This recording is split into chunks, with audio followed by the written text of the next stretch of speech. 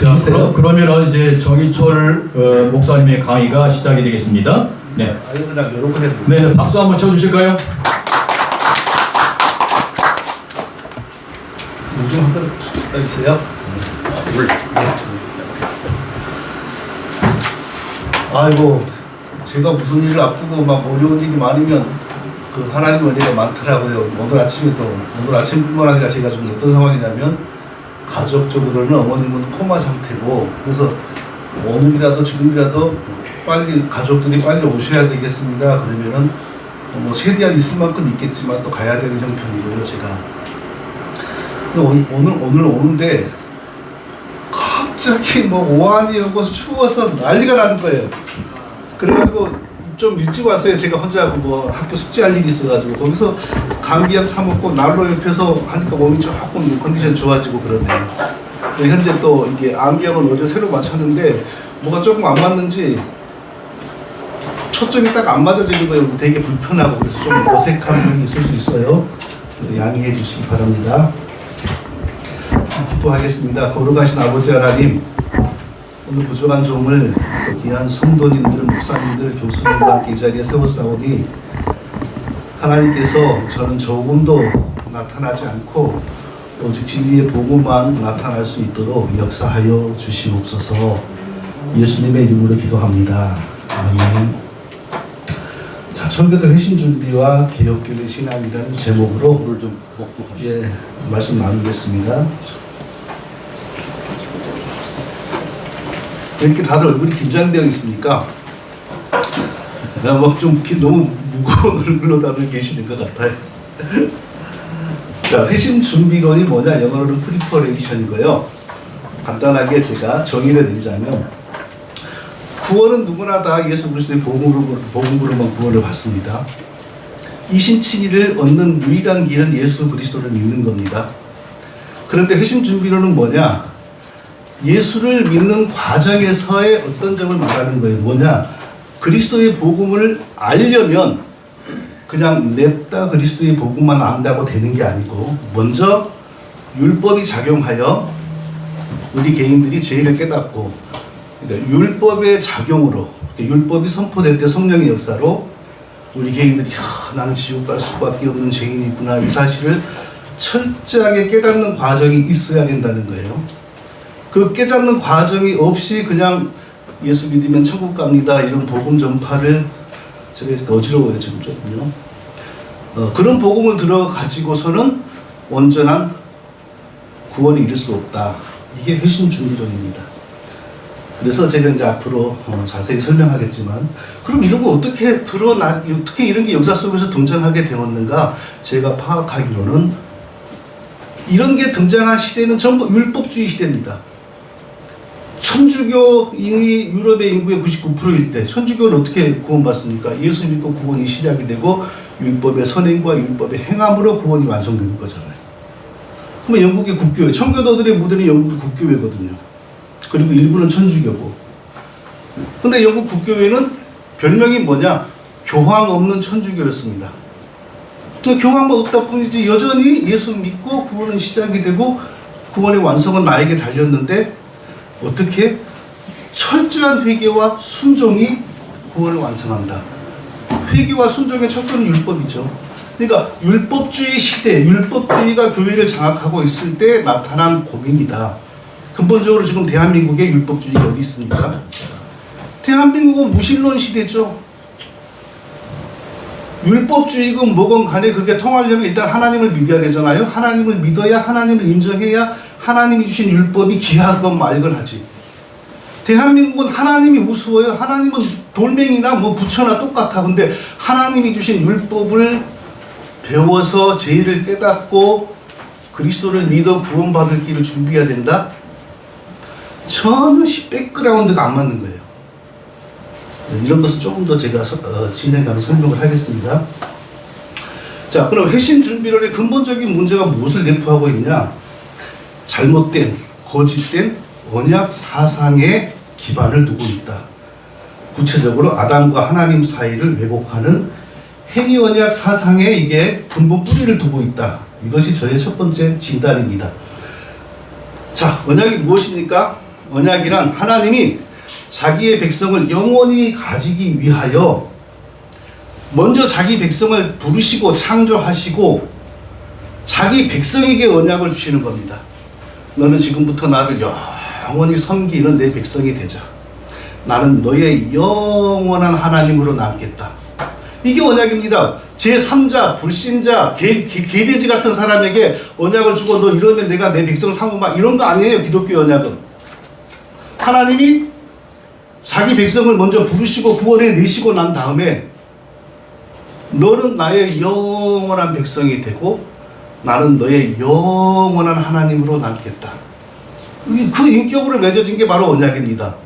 근데 아담과 하나님 사이에 이런 언약을 변조시킴으로 말미암아 기독교 신앙의 여러 가지가 뒤틀린 채로 출현을 하게 되는데 그 중에 하나가 회심 준비론이라는 것입니다. 자, 그래서 우리가 알고 있는 이제 저는 잘못된 아담과 하나님 사이의 언약 계명이 비틀어졌다고 했잖아요. 그것은 바로 우리가 너무나 잘 알고 있는 웨스트민스터 신앙고백서에 들어와 있는 행위 언약을 말하는 겁니다. 웨스트민스터 7장과 19장에 들어와 있는 행위 언약이 하나님의 창조와 인간의 원죄를 근본적으로 비틀어 놓고 있습니다. 그런데 그러면은 그 웨스트민스터 신앙고백에 있는 행위 언약을 그게 갑자기 하늘에서 떨어진 것이 아니고 그 이전에 먼저 출현한 원형이 있습니다. 그게 뭐냐면 제가 이제 연구하다가 발견한 건데요. 잉글랜드 국교회 청교도의 선구자 윌리엄 퍼킨스가 자기의 청교도 개혁 운동의 일종의 신학적 동력원으로 출발시킨 게 바로 그의 행위 언약 사상입니다. 자, 그가 그의 책에서 여기 퍼킨스는 그 말은 1592년에 쓴 퍼킨스의 책을 의미하는 그 요약이고 원종천은 우리나라의 원종천 박사가 쓴 거고요. 행위 언약은 완전한 순종을 조건으로 만져지는 언약이고 그 조건은 율법을 완성하는 자들에게는 영생이고 율법을 거부하는 자들에게는 영원한 죽음이다. 쉽게 얘기하면 율법의 축소판이요 행위 언약이다. 이게 웨스트민스터 신앙고백 7장과 19장에 그대로 이게 들어와 있습니다.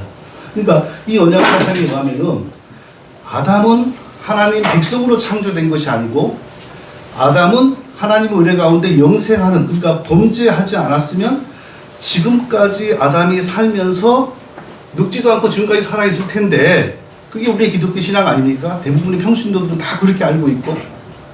그런데 희한하게 신학자들이 아담은 그 상태로는 영생이 안 되고 뭔가 변화, 격상, 도약을 거쳐야만 하는 존재로 창조되었다라고 신학자들이 믿고 있어요. 그러나 평신도들의 99.9%는 아담이 범죄하지 않았으면 지금까지 늙지도 않고 살았을 거다. 그게 맞는 거죠. 근데 그걸 부정하는 거예요. 아담은 그런 생명이 없는 상태에서 뭔가 불완전하게 임시적으로 창조되었고 율법을 완전하게 지키면은 하나님이 영생을 주기로 했다. 자, 이런 잘못된 하나님과 아담 사이의 잘못된 관계 설정이 바로 청교도들에 의하여 시작이 되었고 그 사상이 웨스트민스터 신앙고백에까지 그대로 들어와 있는 겁니다. 회심준비론은 바로 신학적 뿌리가 여기에 있습니다. 외신서도 내용이 똑같아요. 첫 언약은 행위 언약이었는데 퍼킨스하고 똑같아요. 50년 전에 퍼킨스가 도입한 언약이 그대로 나와요. 외신서에. 물론 뭐 퍼킨스 전에 울시누스가 자연 언약, 창조 언약이라고 비슷한 개념을 얘기했고 조금 수십 년 뒤에 더들리 페너라고 하는 청교도가 행위 언약이라는 말을 했지만 그의 행위 언약은 신의 산 언약을 말하는 거였어요.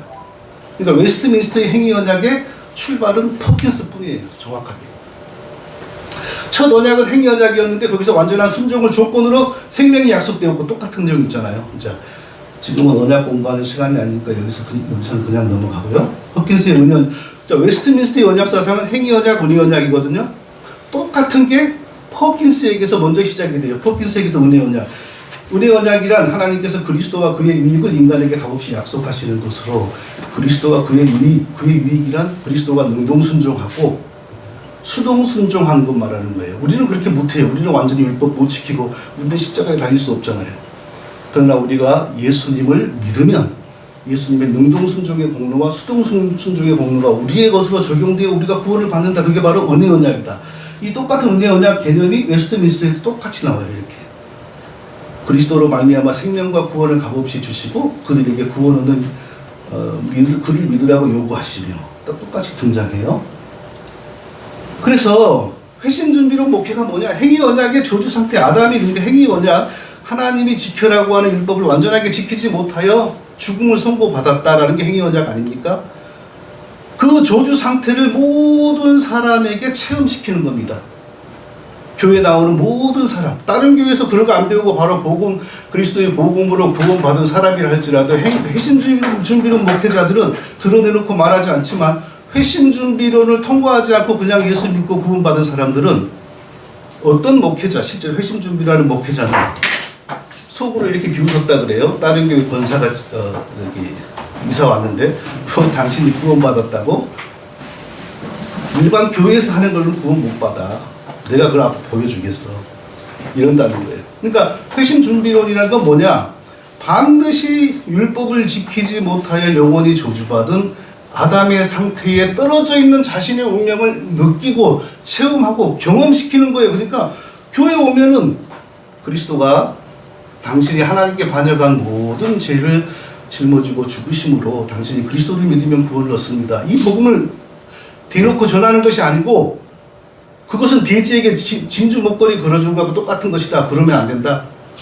먼저 율법의 저주와 죄를 지적하는 율법을 가르치고 그래서 아담이 그 행위 언약에 미치지 못한 그 운명적인 자신의 한계와 이것을 절감하게 만들어야만 나 대신 율법을 다 지키고 나 대신 구원의 공로를 다 이루신 예수님의 도움이 필요하구나.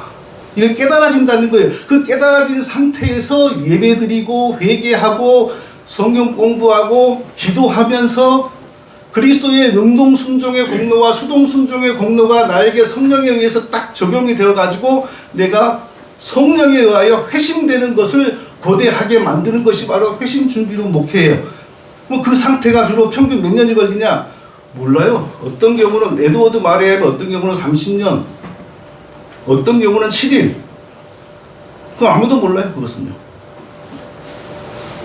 그러니까 모든 교회 나오는 모든 사람에게 당신은 아담의 행위 언약에 의하여 저주받은 상태야 라는 것을 깨닫게 하고 체험시킨 후에 그가 율법의 선포로 죄인됨을 깨달아서 그리스도를 믿어야 되겠구나라고 스스로 자각하고, 그러니까 저는 회심이라는 용어를 저는 올바르게 생각하지 않습니다.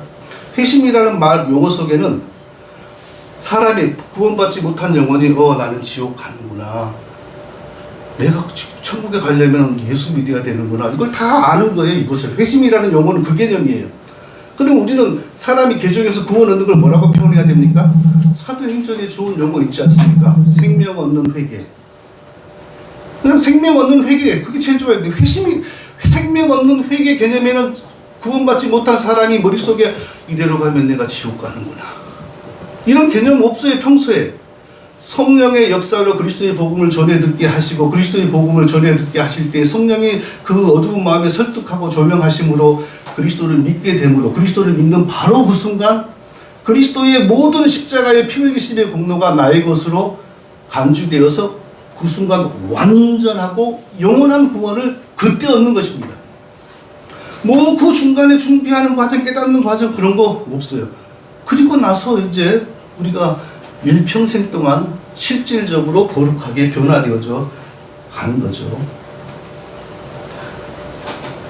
아무도 이 회심준비론 사상이 행위 언약을 도입한 퍼킨스에 의해서 최초로 등장했다는 사실을 지적하지 않더라고요. 제가 보니까 퍼킨스가 그 황금사실이라고 하는 책에서 행위 언약을 말하고, 그리고 이 얘기를 해요.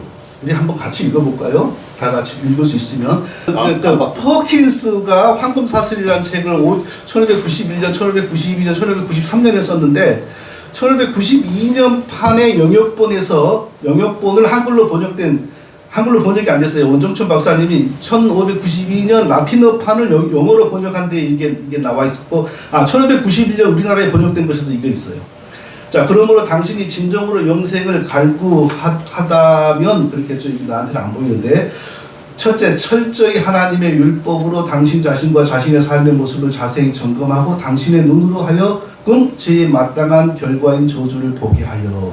자, 행위 언약을 최초로 도입한 윌리엄 퍼킨스가 무슨 말을 하냐면은, 당신이 진짜 영생을 얻고 싶다면은 하나님의 율법으로 당신 자신을 철저하게 점검하여 당신이 어떤 제약된 상태에 있는가를 발견해야 된다.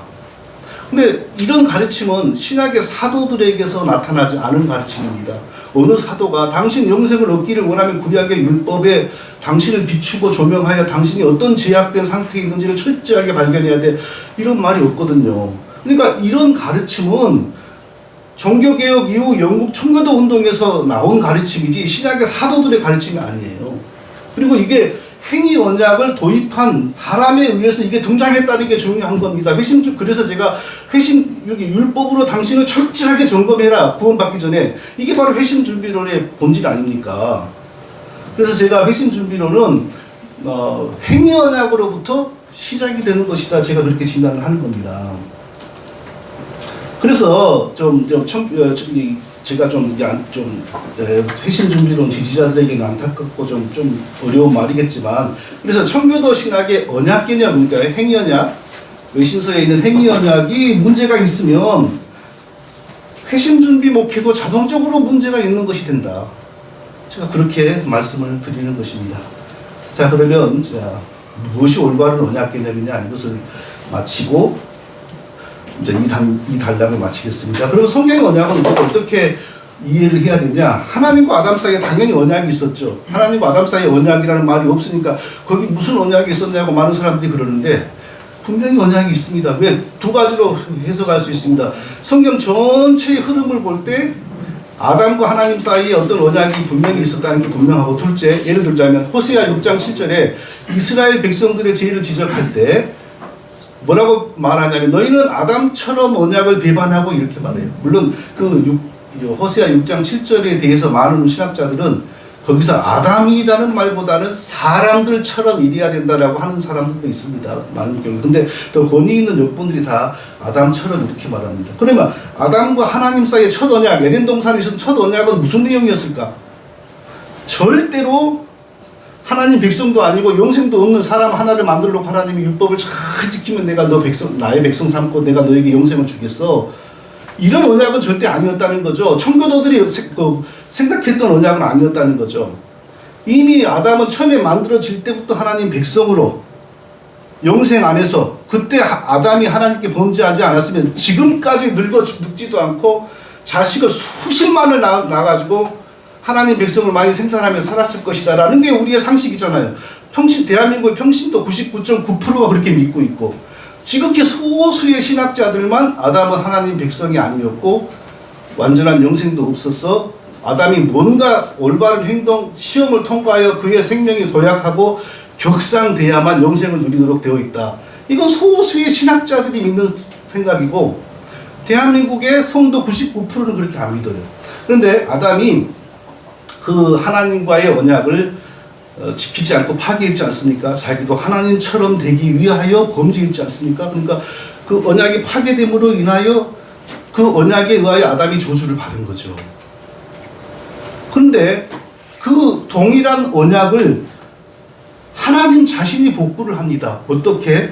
하나님 자신이 사람으로 오셔서 아담의 언약 파기 죄의 죄값을 스스로 짊어지고 우리 대신 피 흘려 죽으심으로 그 파괴된 첫 번째 언약을 복구해냅니다. 그게 바로 새 언약이죠. 그러니까 에레미야에 보면은 아담이 첫 번째 언약을 파괴하니까 내가 새 언약을 너희에게 주겠다 그러잖아요. 그때 그리고 예수님이 십자가에서 피를 이제 상징하는 포도주를 나누면서 이것은 너희를 위한 내 새 언약의 피다 그러잖아요. 여기서 우리가 잘 유추를 해야 돼요. 일반적으로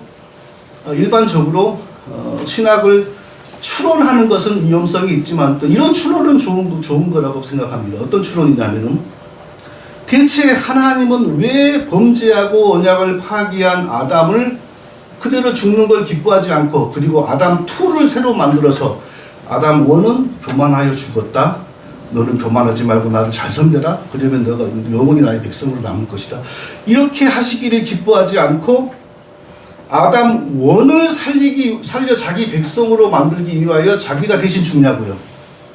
여기에 대단한 우리의 추론이 필요한 거죠. 추론이 항상 나쁜 것도 아니고 항상 좋은 것도 아니고 필요에 따라서 우리가 이런 추론을 해야죠. 왜 그랬을까? 하나님이 첫 번째 아담에게 언약을 주실 때 자기의 인격을 걸고 언약을 주신 겁니다. 무슨 내용으로? 나는 너의 영원한 하나님이 되겠다. 그러니까 자기의 인격을 보고 아담이 영원한 하나님이 되겠다라고 언약을 했기 때문에 아담은 그럴 가치가 없지만 하나님 자신의 언약에 의하여 아담을 자기 피로 살려내고 다시 자기 백성으로 삼으신다. 그래서 성경의 언약은 행위 언약, 은혜 언약이 아니고 아담과의 첫 언약, 그리고 아담과의 첫 언약을 복구해내는 그리스도의 피를 통하여 다시 첫 언약을 복구해내는 새 언약. 이게 성경의 언약 사상이다. 이것을 제가 주장을 하는 겁니다. 그러나 회심준비로 목회, 청교도 목회는 철저하게 아담의 행위 언약, 이 그리스도를 통한 은혜 언약, 이 두 개의 언약 사상에 기초하는 신학이고 목회입니다.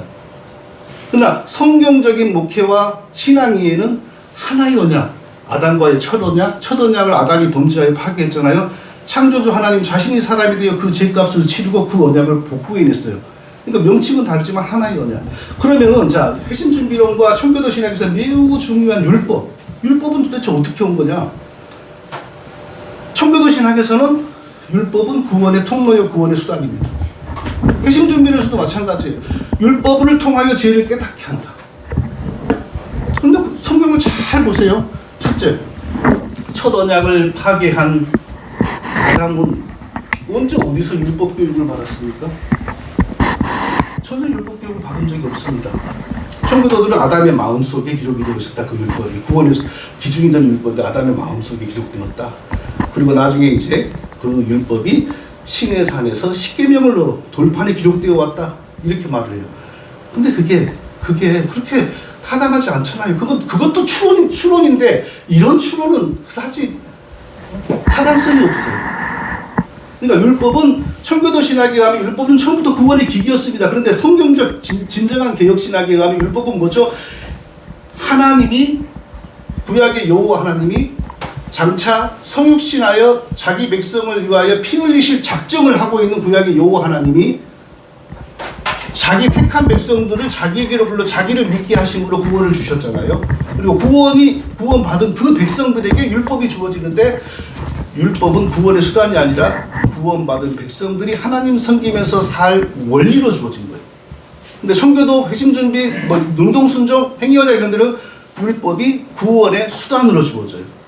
그러니까 이런 차이가 분명히 있습니다. 물론 김효남 교수님이나 청교도 신학에 이렇게 헌신된 분들은 의견이 다르겠죠. 또 우리 들어보도록 합시다. 그러면 나중에 거기에 대해서. 그래서 우리는 어떻게 그러면 사람을 구원할 것인가? 율법으로 사람의 죄를 깨닫게 하고 이런 아이디어를 가지지 않고 그리스도의 복음을 선포하면 성령이 듣는 사람의 마음에 빛을 조명하여 주셔서 그리스도를 믿게 하심으로, 물론 그리스도의 복음을 선포한다 이것이 달랑 예수님이 십자가에서 너를 위하여 죽었다, 달랑 그것만을 의미하는 건 아니죠. 하나님이 너를 자기 백성으로, 자기를 섬기는 자기 백성으로 창조하셨다. 그런데 너는 하나님과 동등되기를 원하여 그 하나님 섬김의 길을 버리고 배반했다. 그래서 너는 죽게 되었지만 하나님이 너가 영원히 죽는 것을 기뻐하지 않고 하나님 자신이 사람으로 오셔서 너가 져야 될 저주를 대신 짊어지고 죽었다. 이 복음의 원리, 구원의 원리가 자세히 설명이 되는 것을 복음 선포라고 그러지, 달랑 예수 믿어라, 십자가에서 흘린 피가 너를 구원한다, 이것만 달랑 말하는 건 아니잖아요.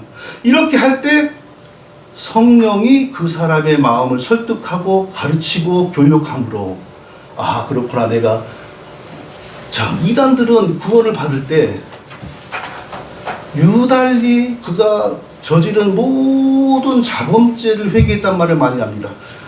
국민학교 학교에 가다가 남의 참외를 훔쳐먹고 친구 지우개를 훔치고 이런 거 다 회개했다 그럽니다. 그러나 성경적 원리에 의하면 그런 구원의 그런 회개가 꼭 동반되는 거 아닙니다. 가장 근본적인 생명 얻는 회개. 아, 내가 하나님 백성으로 창조되었었는데 하나님 섬김을 거부하고 반역하여 죽게 되었구나. 나는 죽을 수밖에 없지만 그리스도께서 나를 위하여 대신 피 흘리셨구나. 이 회개, 여기에 대한 인식, 그리스도의 피 흘리심이 바로 내 죄값이구나. 여기에 대한 인식이 구원받을 때 벌어지는 것이지. 어렸을 때 참외 따먹고, 수박 훔쳐먹고, 친구 뺨 때리고, 이걸 3일간 다 회개하고. 근데 회심준비론은 이런 데 특징이 있어요. 모든 죄를 깨달아 가는 거예요, 이렇게.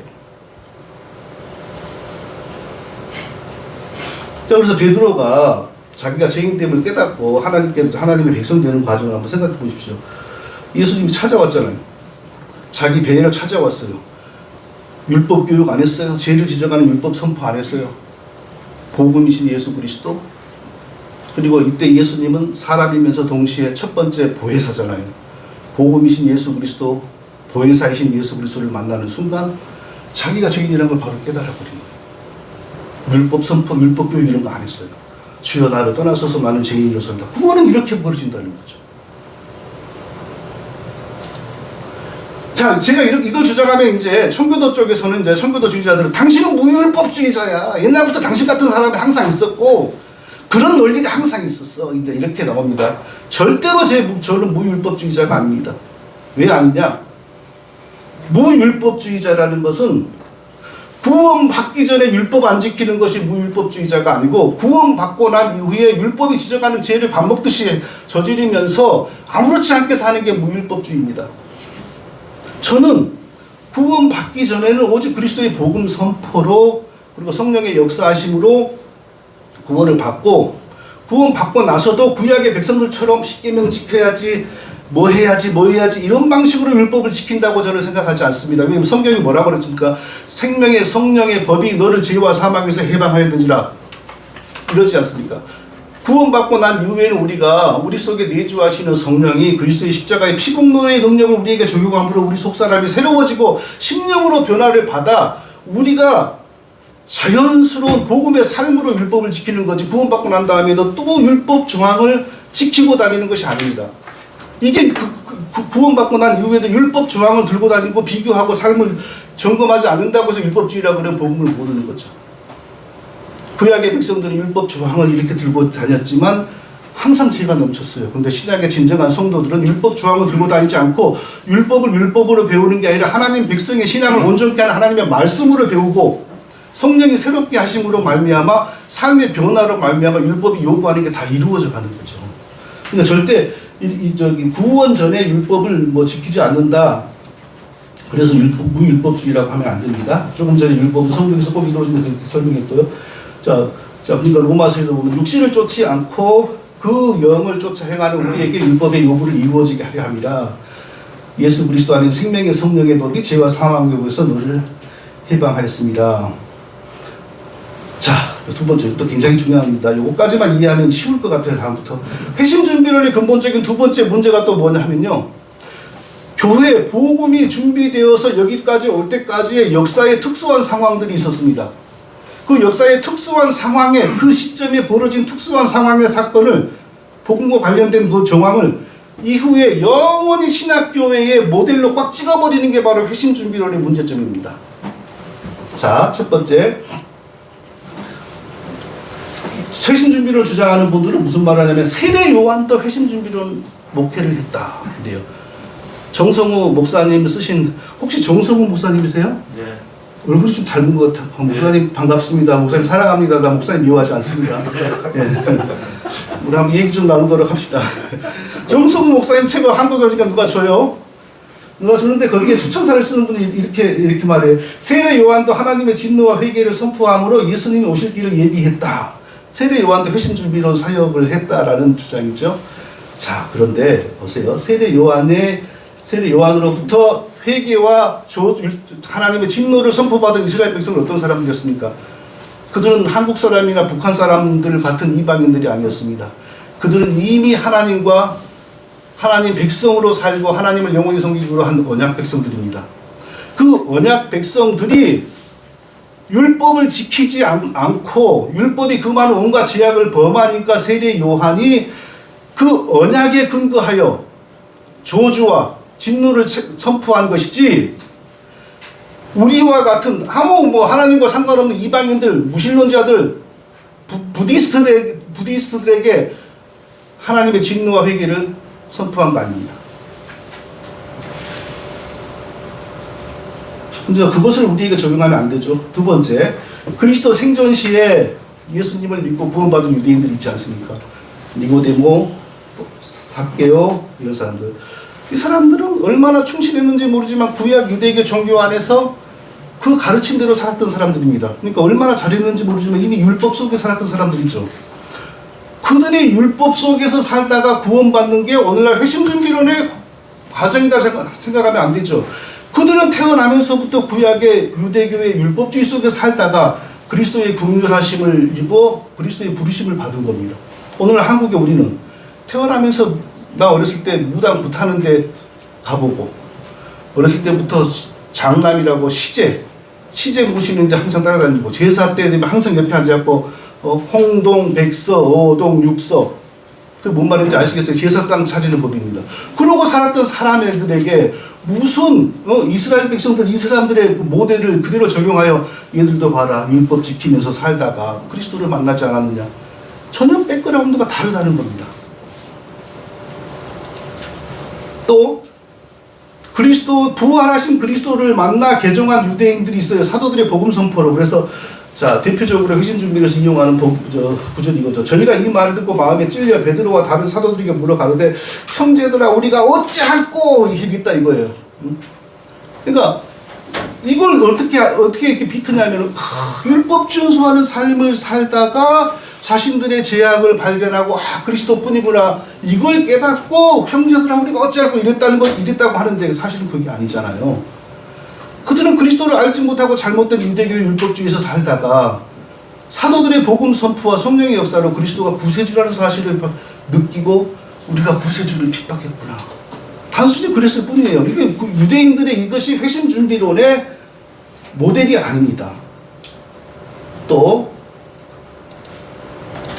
유대계로 먼저 이방인들인데 유대계로 먼저 개종을 하다가 유대교 안에서 경건하게 율법 준수하는 삶을 살다가 사도들의 복음 선포를 듣고 구원받은 이방인들이 있어요. 자, 대표적인 게 고넬료죠. 또 대표적인 게 루디아죠. 근데 이런 인물들이 회심준비론의 아주 대표적인 인물로 계속 이용이 되고 있어요. 그런데 보세요. 고넬료가 자 베드로를 통하여 그리스도의 십자가 복음을 듣기 전에 구원받았을까요? 못 받았을까요? 논란이 있지만 저는 개인적으로 고넬료가 유대교가 많이 잘못됐지만 이 사람이 아마도 유대교 안에서도 하나님 구약의 여호와 하나님을 바르게 믿었을 거라고 생각이 됩니다. 장차 성육신하여 우리를 위하여 피 흘리실 여호와 하나님을 바르게 믿는 가운데 이미 구원이 일어났을 가능성이 높고 그리고 그때는 예수님을 모르잖아요. 다 구약에 속한 조금 뒤에 예수님 오지만 아직 구약이니까 그리고 구약의 여호와 하나님의 가르침대로 율법을 지키다가 하나님이 긍휼히 여기셔서 베드로를 보내가지고 그의 예수 그리스도가 딱 접목됨으로 신앙이 완전해진 것으로 봐야지 회심준비론의 살이라고 보면 안 되고 루디아도 마찬가지입니다. 이방인으로서 이미 유대교에 들어와 있었어요. 그러면 이방인으로서 유대교에 들어왔다고 다 구원받는 건 아니지만 매우 신실했잖아요. 이렇게 보면은 그래서 이방인으로서 먼저 유대교 개종될 때 구원받았을 가능성이 높다. 다른 그 신실한 구약의 백성들처럼. 또 그게 아니라 할지라도 이 사람들은 그런 특수한 시대 속에 살았던 사람들이지 우리하고는 아무 상관이 없는 시대적 배경 속에서 산 사람들이다. 자 그리고 루터가 회심준비론의 최고의 어떤 이그샘플이 되는 경우가 많습니다. 왜 그러냐면요. 루터는 천주교 신부로서 예수 믿고 구원이 시작되고 완전한 율법 준수로 완전한 율법적 선행으로 구원이 완성된다라는 그 사상에 완전히 쩔었던 사람이고 그래서 실제로 그렇게 하려고 10년인지 20년인지 열심히 노력하다가 아니야 예수님을 믿음으로 이신칭의가 이루어져. 이걸 깨닫는 사람 아닙니까? 그래서 루터의 공로는 이신칭의를 우리에게 알려줬다는 것인데 루터에게 약점이 있었어요. 무슨 약점이 있었냐면 자기 경험을 자기 신앙 여정을 모든 사람에게 일반적인 것으로 보는 경향이 있었어요. 어떻게 예수가 그냥 믿어져? 자기 힘으로 구원을 얻으려고 몸부림쳐본 적이 없는 사람이 그냥 믿음으로 이신칭의를 얻어 이런 생각을 가지고 있었어요. 그러니까 루터는 자기의 그 신앙 여정이라는 안경을 가지고 이신칭이 오직 예수 믿음인데, 예수 믿음이 진정으로 예수 믿음이 되려면 먼저 자기들이 각 사람이 율법을 지키는 삶을 막 살아보려고 몸부림을 치다가 내 힘으로는 안 돼라는 절망에 가야 돼. 그래야만 믿음으로 예수 믿고 구원 얻는 이것이 진정이 이루어져. 이런 생각을 가지고 있었어요. 그러니까 루터의 글을 보면은 많은 사람들이 봐야 이 종교개혁의 선구자도 이렇게 회심 준비론을 지지했다. 그건 루터의 약점입니다. 저 북한 사람이, 모스크바 사람이 언제 율법을 지키면서 애를 자기 구원을 이루려고 노력하다가 그런 복음을 전한 사도들도 없고, 루터는 그런 과도기적인 사람에서 이신칭의를 발견한 인물이기 때문에 자기 경험에서 그런 주장이 나오는 거고. 자, 칼빈. 자, 정성호 목사님 여기 오셨는데 칼빈의 이해를 엄청 들잖아요. 근데 저는 참 그런 글들을 보면은 머리가 아파버리려고 그래요. 이렇게 막 위아래를 다 보면은 칼빈이 그런 뜻으로 하지 않은 경우가 많아요. 근데 어느 부분을 보면 진짜 칼빈이 회심 준비론을 지지한 것 같아요. 그리고 더 근본적으로 칼빈이 어떤 상황 속에서 사역하고 활동을 했냐. 칼빈의 대상들도 전부 천주교 율법주의자들이었어요. 전 국민이 천주교 신자들이었어요.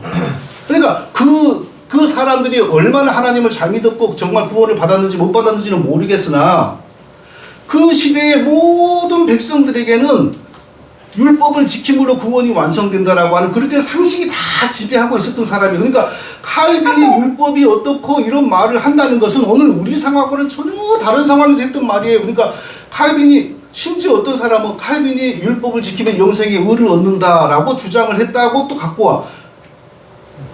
근데 가만히 보면은 그런 뜻으로 한 말은 아니에요. 그러니까 자, 칼빈에게서 좋은 자료를 갖고 올 수 있어요, 회심준비 주장자들이. 그러나 칼빈이 사역했던 시대적 상황하고 우리는 전적으로 다른 상황이고, 칼빈이 그렇게 말할 때는 온 나라 국민들이 잘 믿으나 못 믿으나 다 하나님 율법에 친숙했고 하나님 율법을 잘하나 못하나 생활해야 된다는 상식과 그런 관념이 있던 시대다라는 사실을 우리가 이해를 해야 됩니다. 그리고 영국의 청교도들에게서 본격적으로 회심 준비론이 나왔는데 보세요. 영국도 마찬가지죠. 전 국민이 잘 믿으나 못 믿으나 천주교였잖아요.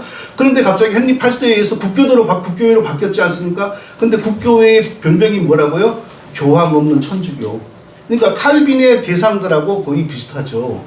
전 국민이 율법을 지킴으로 구원이 완성된다라는 잘 믿으나 못 믿으나 그런 잘못된 상식에 빠져 있던 상황 속에서 이들이 고민하고 어떻게 하면 이 백성들을 참된 회개로 이끌 것인가, 이런 고민을 바로 그 상황 속에서 했던 것을 하면서 나온 것이 바로 회심 준비입니다. 맞건 틀리건 간에 그런 점을 감안해야 돼요. 그러니까 천교도들이 누가 이렇게 가르쳤다.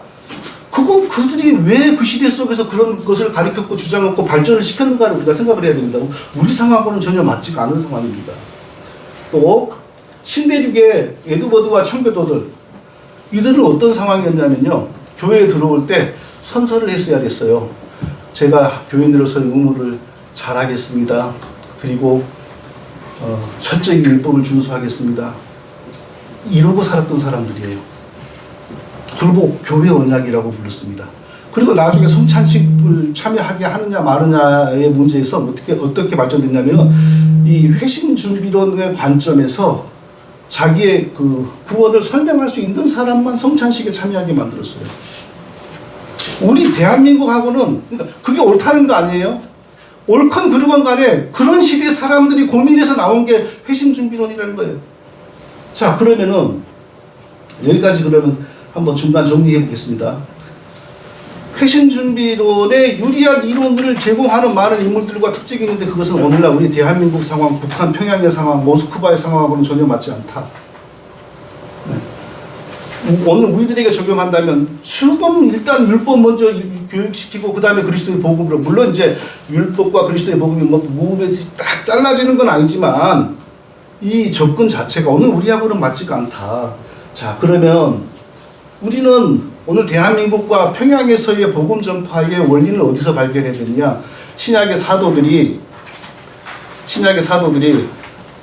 10분 남았어. 미치겠네 진짜. 할 게 많은데 신약의 사도들이 이방인 선교, 무상 숭배하고 무신론 속에서 태어나고 살았던 이방인들 선교할 때 했던 복음 전파의 원리를 우리가 차용해야 돼요. 거기서 복음 전파의 원리를 우리가 복음 전파와 양육의 원리를 찾아야 돼요. 근데 신약의 사도들의 그 행적을 다 보면요, 어디에 가서도 율법을 교육한 이런 흔적이 없어요. 다 복음의 말씀을 전하니라, 복음을 전하니라, 예수를 가르쳐 복음을 전하니라, 예? 복음을 전하고 복음을 전하고 복음을 전하고. 자, 이렇게 복음 선포를 하면 결과가 어떻게 나오냐? 사도행전 13장 48절. 이방인들이 듣고 기뻐해 하나님의 말씀을 찬송하며 영생을 주시기로 작정된 자는 다 믿더라. 그리스도의 복음을 전하면, 제가 아까 설명드린 것처럼 복음을 전한다는 게 단순히 십자가 이렇게만 한다는 게 아니고 창조, 타락, 구속을 말씀으로 가르치며 성령이 듣는 택한 백성의 마음에 조명과 설득과 감화를 주시어서 십자가의 피 흘리심을 자기 것으로 믿는 순간 영원히 완전한 구원이 이루어지는 거죠. 영생을 주시기로 작정된 자는 다 믿더라. 그러면 율법을 언제 가르치냐? 이 사도들이 다 무율법주의자였는가? 아니죠. 그렇게 해서 중생된 성도들이 나오면 율법을 가르치는데, 율법을 구약의 율법으로 가르치는 게 아니라 신약의 성도들에게 하나님의 말씀으로 가르치는 겁니다. 자, 사도행전 28장 23절에 보면 저희가 일자를 정하고 그의 우구하는 집에 많이 오니 바울이 아침부터 저녁까지 강론하여 하나님 나라를 증거하고 모세의 율법과 선지자의 말을 가지고 예수의 일로 권하더라. 그러니까 구약의 율법은 여전히 우리에게 구약의 율법으로 남는 것이 아니고 우리의 삶을 더 온전하게 건강하게 만드는 하나님의 말씀으로, 그리고 예수 그리스도의 구원을 더 풍성하게 조명해주고 설명해주시는 하나님의 말씀으로 우리에게 요새 작용하는 거죠. 절대 구약의 율법이 신약 백성들하고 상관이 없다, 이거 아닙니다. 근데 구원의 과정에서 율법이 율법으로 작용하는 게 아니고 오직 그리스도의 복음이 작용하고 구원받고 난 이후에는 율법을 하나님의 말씀으로 배움으로 실질적으로 우리의 삶이 거룩으로 더 온전해지는 길로 가게 된다는 거죠. 그리고 이제 또 회신 준비의 또 하나의 문제점은요, 갈라디아서 3장 24절, 너무나 유명한 구절이죠. 이와 같이 율법이 우리를 그리스도에게로 인도하는 몽학 선생이 되어 우리로 하여금 믿음으로 말미암아 의롭다함을 얻게 하려 합니다. 이 갈라디아서 3장 24절을 우리 각 개인의 구원 서정에 끼워 맞추는 게 이게 중요한 실수입니다. 율법이 몽학 선생의 일을 한다? 이것은 하나님의 구원사, 하나님의 역사에서 그리스도가 등장하기 전에 먼저 율법을 보내요. 그리스도의 피 흘림이 필요하다는 사실을 사람들에게 가르친 거죠. 먼저 인류를 제 아래 가두고, 먼저 모든 인류가 범죄하여 저주받은 백성이라는 사실을 먼저 선포하고, 그 저주를 해결하기 위하여 그리스도가 오시잖아요. 그러니까 이 하나님의 역사 속에서 율법이 몽학 선생을 일을 했다는 거지, 한 사람 한 사람에게서 율법이 몽학 선생을 하여 제가 예수 믿고 구원받기 전에 먼저 율법을 배우고 율법을 통하여 죄를 깨닫고, 이것이 아니에요. 만일에 그거라면 사도 바울이 바로 이 말을 했잖아요. 사도 바울이 선교 현장에서 이게 적용되었어야죠. 사도 바울은 개인에게 몽학 선생인 율법을 적용한 적이 없어요. 다 그리스도의 복음을 선포하고, 그래서 구원받는 사람이 나오면 구원받는 사람들에게 그때 더 율법과 모든 것을 동원하여 그리스도의 구원을 더 풍성히 조명하고, 그리고 신자가 어떻게 거룩하게 살아야 될지 가르치고. 자, 여기까지 정리해 보겠습니다. 개인이 구원을 얻는 과정에서 율법은 아무런 일을 하지 않습니다. 율법이 하나님의 말씀으로 증거되어 그리스도의 십자가를 조명하는 일을 합니다. 그러나 율법이 죄를 깨닫게 함으로 그 사람이 죄를 깨닫고 내 죄를 회개하려 예수님을 바라봐야지. 생각을 해보세요. 지금 평양에 있는 사람에게 율법을 선포하면서 죄인을 깨닫게 한다고 그 사람이 그걸 깨닫고 예수님을 소망할 수 있겠어요? 사도들도 그렇게 하지 않았습니다. 또 율법 이후에는, 구원 이후에는 율법이, 우리가 무율법주의로 가는 것이 아니고 구원받고 난 이후에는 율법이 하나님의 말씀으로서 모든 성도들에게 교육이 되므로 그리스도가 어떻게, 왜 저주를 받고 우리를 구원했어야만 하는지, 그리고 우리가 하나님 백성답게 거룩하게 살기 위해서 어떤 것이 죄인지 율법이 하나님의 말씀으로 계속 우리에게 역사를 하는 거죠. 제가 10분만 더 할 수 있습니까? 그러면 끝낼 수 있겠습니다. 시간이 정해져 있어서. 자, 지금부터는 그럼 5분만 이제, 5분만. 예, 에드워즈의 회신 준비론을 이제 실상은 제가 설명을 해보겠는데 간단히 말하면 이거 다 할 수 없으니까 이제 김연남 교수님들 하셔야 되니까 에드워드의 목회가 전체가 사실 회신 준비론 목회입니다. 에드워드의 대각성이 회신 준비 운동입니다.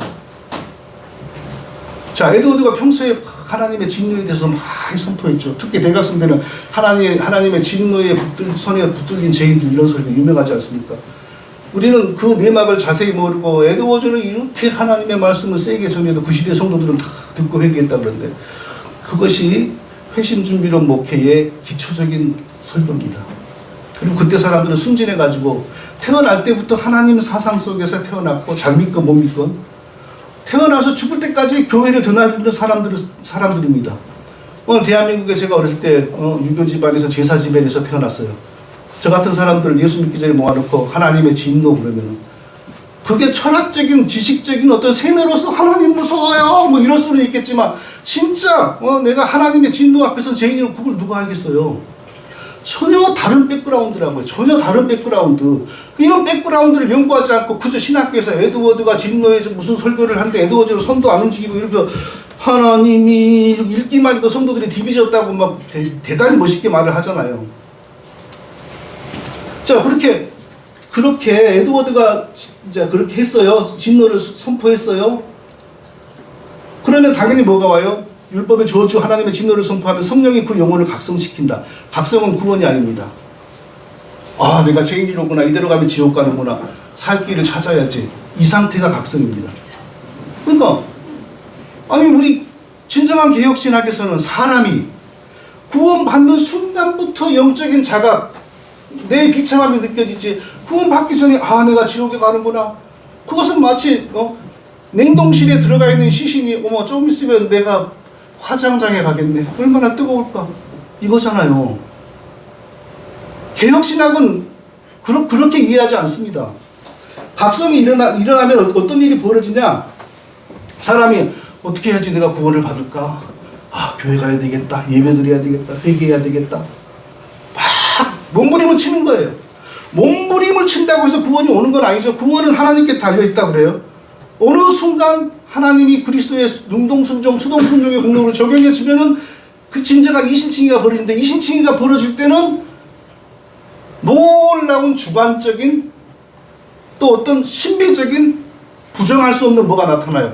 그게 에드워드에서는 어떻게 나타났습니까? 해롱해롱 황홀경에 빠지고 한 사례를 읽어줄게요. 아비가일 허친스라고 하는 에드워드 교인, 그녀는 불과 일주일 정도 각성된 상태에 있다가 일주일밖에 안 돼. 구원에 이르는 명백한 회심의 증거를 드러냈습니다. 각성되어 그녀는 자기가 하나님께 대항해서 죄를 지었다는 것 때문에 공포에 떨었습니다. 2분 남았습니다. 예. 또, 그러니까, 이제, 각성된 상태에서는 뭡니까? 아, 내가 지옥 가는구나. 그때부터는 구원받기 사람이 뭐 해야 되냐? 청교도들은 봉인된 수단을 이용하면서 계속 기다려야 돼. 그게 뭐냐? 그게 바로 예배 드리는 거, 회개하는 거, 율법 준수하는 거. 이게 봉인된 수단이 하나님이 구원을 사모하는 자에게 주신 봉인된 수단. 그거 하면서 계속 성령이 이신칭의에 이르는 믿음을 주기를 기다리는 거예요. 그래서 제가 이제 마무리를 할게요. 자, 뭐든지 열매가 중요하지 않습니까? 자, 이런 목회를 했을 때에 나타나는 열매가 무엇이었냐? 에드워드에게서는 아주 비참한 열매가 나타났어요. 에드워드의 부흥이 1734년에서 35년 그게 베일리 계곡의 부흥 베일리 리바이벌이라고 우리는 흔히 1차 부흥이라고도 하는데 1차 부흥은 어떻게 끝나냐? 그 교회 교인들이 막 자살하기 시작해요. 교인들만 자살한 게 나중에 옆교회 교인들까지 자살을 해요. 왜 그래요? 회심준비론 때문에 사람을 더 정신 약한 사람들 우울증에 빠지게 만들어 버렸다. 저만 이렇게 생각하는 게 아니에요. 부흥론이라고 부흥과 역사에서 이제 에드워드의 세 책을 하나를 묶어놓은 책입니다. 이 책의 편집자가 뭐라 그러냐면은 아이고 찾기가 좀 어렵네. 하여튼 예. 자, 언제 내게 구원이 올까? 얼마나 내가 회개를 해야 될까? 얼마나 내가 준비가 될까? 우리 보통 사람 같으면 뭐 그냥 준비하고 이렇게 느긋느긋 하는데 마음이 특별히 예민하고 약한 사람도 있지 않겠어요? 고민하고 갈등하다가 그러므로 자살을 통해 지금 그 문제를 해결해야 했다. 헷갈린 정신 상태에서 여러 사람들이 자살을 시도했다. 어떤 사람은 자살에 성공했다. 다 건강한 사람들 아니고 뭔가 정신적인 문제가 있는 사람들이 자살을 시도하는 거예요. 가장 대표적인 사람이 에드워드의 외삼촌이 주일날 예배 시간 직전에 칼로 목을 쓱쓱 들어갖고 자살에 성공을 해버려요. 그게 첫 번째 자살의 성공이었고, 그래서 그 교회가 완전히 찬물을 끼얹어버리고, 그리고 그 자살의 물결이 막 퍼져나가요. 이게 바로 회심준비론 목회의 열매입니다. 자, 2차 부흥 때는 그러면 회심준비론의 열매가 어떻게 드러났냐? 42년부터 43년이 제일 뜨거웠죠. 그걸 우리가 The First Awakening이라고 합니다. 그걸 그러니까 대각선 그러면 거기를 말하는 거예요. 그거 끝났어요. 물론 그 끝은 아주 뒤끝이 장렬했어요. 에드워드 부인 이틀 동안 3번 입신해버리고, 교인들 어디를 가나 그냥 막 이 신비주의가 이제 점점 팽배하고, 주일날에도 사람들이 그런 데 심취되어 있고, 그래서 그 유명한 학자들은 뭐라고 에드워드의 대표적인 전기 작가들, 이안 머레이, 또 한 사람 누구냐? 마스터. 예, 마스터. 이런 사람들은, 마스터의 글만 제가 읽어줄게요. 신자들에 대한 교회의 경건한 훈련은 무너졌다. 거짓된 방신자들이 사탄이 만들어낸 거짓된 속임수들로 열광하였다. 사람들은 참된 경건한 신앙을 멸시하였다. 모든 종류의 사악한 제약들이 최고조에 이르렀다. 에드워드의 부흥의 영향이 이랬다는 거예요. 그리고 이안 머레이는 뭐라고 그랬냐면요. 42년에서 43년 사이에 일어난 교회 파괴, 분열 행위는 심각했다. 특히 동부 코네티컷에서 여기가 제일 부흥이 뜨거웠어요. 더욱 심각했다. 그 결과 거의 100개 정도의 갈라나온 교회가 생겨났다. 자, 오늘날 100개 정도의 교회가 갈라나온 거 아무것도 아니잖아요. 이때는 교회가 많지도 않고 드문드문 마을이 있을 때고, 절대 개인이 이 마을에 가서 임의로 교회를 못 세워요. 일종의 거의 이들이 국가교회처럼 이런 시스템을 만들어서 위에서 지정하는 마을에 가서 목회를 하고 그런 거예요. 100개 정도의 교회가 갈라졌다는 것은요, 오늘날 한국 시적에서는 1000개, 10,000개 그런 수준이에요. 열매가 이랬어요. 그리고 30초. 에드워드 쫓겨났어요. 그리고 왜 쫓겨나냐? 에드워드 성찬식의 요건을 더 강화하자. 우리는 그냥 성찬식의 요건을 강화하자 그래서 쫓겨난 걸로 알고 있지 않습니까? 내막이 뭐냐? 회심준비론을 강화하자는 거예요. 성찬식에 참여하기 위해서는 에드워드 주장은 철저하게 신앙을 간증해 할 수 있어야 된다. 뭘 어떻게 간증? 회심준비론에 입각하여 어떻게 내가 구원의 여정을 거쳐서 회심이 되었는가. 그러니까 이미 회심준비론은 에드워드 전 목회자들에 의해서, 솔로몬 스토다드라든지 전임자에 의해서 이미 폐기되었어요. 도저히 안 돼. 처음에 뉴잉글랜드 초창기 멤버들한테는 되는데 시간이 갈수록 이게 현실하고는 안 먹혀. 다 폐기됐는데 에드워즈는 대각성을 통하여 성공을 한 거예요, 나름대로. 그래서 계속 밀고 나가니까 교민들이 뭐야, 그럼 우리는 지금 그런 체험도 못하고 성찬식에 참여한 우리는 다 가짜라는 거야? 갈등이 심해지죠? 얘도 쫓아내버려요. 쫓아낼 때도 정말 비참해요. 쫓아내기를 찬성하는 사람이 90%, 반대하는 사람이 10%도 안 돼요. 이게 바로 회심준비론 목회의 열매라고요, 이게. 물론 제가 제 주장에 유리한 자료들만 말할 수가 있습니다. 근데 이런 자료도 있다. 뭐 좀 이렇게 함께 나누어서 감사하고요. 이제 김연남 교수님의 강의를 제가 잘 또 들어보도록 하겠습니다.